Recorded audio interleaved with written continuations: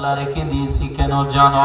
বলে আমি আল্লাহ তুমি অন্যায় করবা, অপরাধ করো, জিত হইয়া আমার কাছে ক্ষমা চাইবা, আমি 99 বার মায়ের মধ্যে তোমার বান্দাটারে মাফ করে দিব। চিল্লা সুবহানাল্লাহ।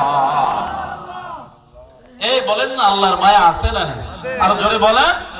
হ্যাঁ, আল্লাহর বান্দারা আল্লাহ ডাক দিয়া কয় ইবলিস আমি তোরে হায়াত দিলাম, এই পাশে আমি নিজের জীবনের ভুলগুলো বুঝতে পারবে, অতবার ওই বান্দাদের বসে কাজ করবে, অতবার সে শোনাদের দুইটা হাত চাইয়া আমি আল্লাহর কাছে ছোট্ট একটা দোয়া পড়ে ক্ষমা চাইবে।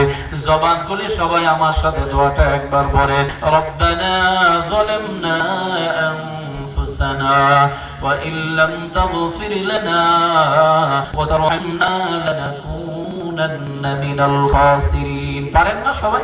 একটু জবান খোলেন না। রব্বানা যালামনা